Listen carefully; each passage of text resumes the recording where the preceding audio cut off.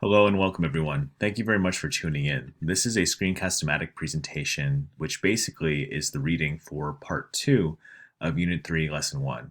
In this particular part of the lesson, we're going to be reading a source that has us taking an overview of some of the most important and iconic ancient Egyptian inventions that, of course, we might take for granted today.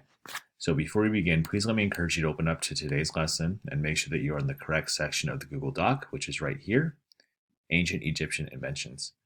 Please remember that as the reading progresses, you can either choose to fill in the chart right here, providing a description of the item, and then, of course, an analysis of why it matters to us today and our culture and our lifestyle. This box, of course, is over here what I'm referencing to. All right, so let's go ahead and get started. The Egyptians' inventions were many, and it might be easier to list the things they did not invent, such as the wheel, not unexpected, in a country where everyone travels on water.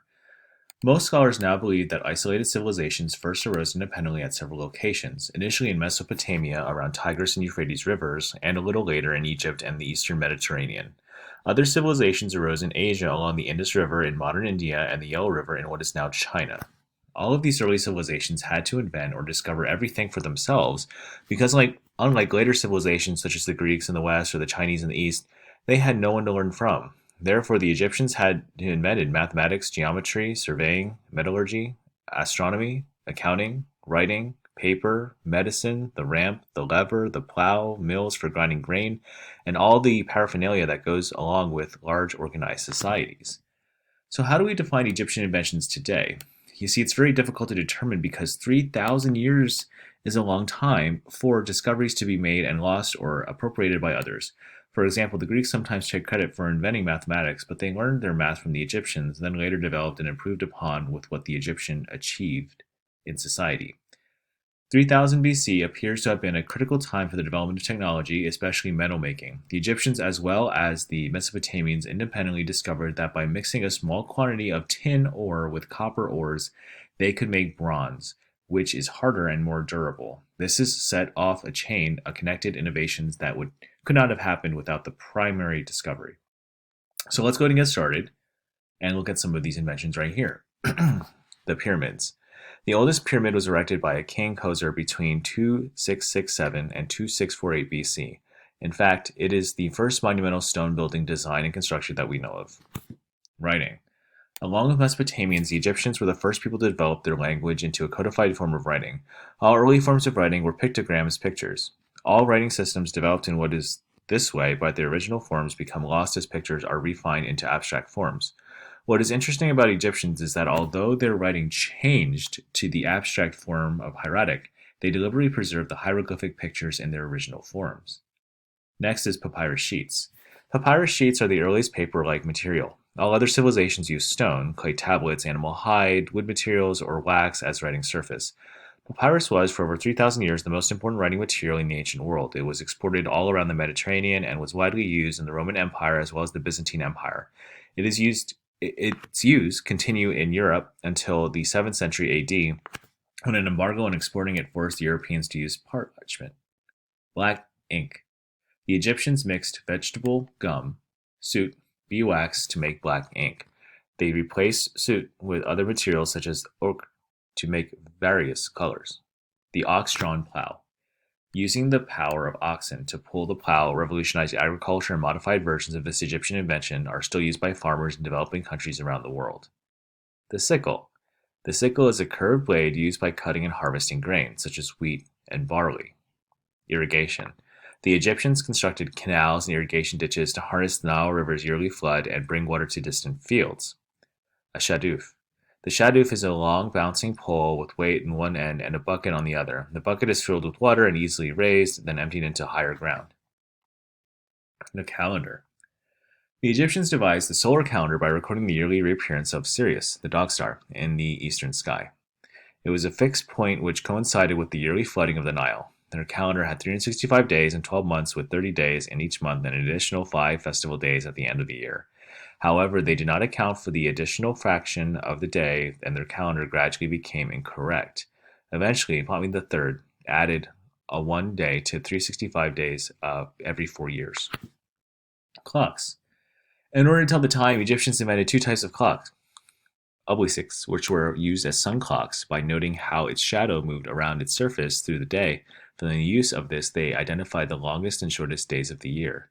An inscription in the tomb of the court official Amenhotep, dating to the 16th century BC, shows a water clock from a stone vessel with a tiny hole at the bottom, which allowed water to be dripped at a constant rate. The passage of hours could be measured from marks spaced at different levels. The priest at Karnak Temple used a similar instrument at night to determine the correct hour to perform religious rites. The police. During the Old and Middle Kingdoms, order was kept by local officials with their own private police forces. During the New Kingdom, a more centralized police force developed, made up primarily of Egypt's Nubian allies, the Medjay. They were armed with staffs and used dogs. Neither rich nor poor citizens were above the law, and punishments ranged from confiscation of property, beating and mutilation, including the cutting off of ears and noses, to death without proper burial. The Egyptians believed that a proper burial was essential for entering the afterlife, so the threat of this last punishment was a real deterrent, and most crime was of petty nature. They went to the granary, stole 3 great loaves and 8 zabu cakes of roshu berries, and they drew a bottle of beer which was cooling in water, while I was staying in my father's room. My lord, let whatsoever had been stolen be given back to me. Surgical instruments. The Edwin Smith Papyrus shows the Egyptians invented medical surgery. It describes 48 surgical cases of injuries of the head, neck, shoulders, breast, and chest, and it includes a list of instruments used during surgeries with instructions for suturing the wounds using a needle and a thread.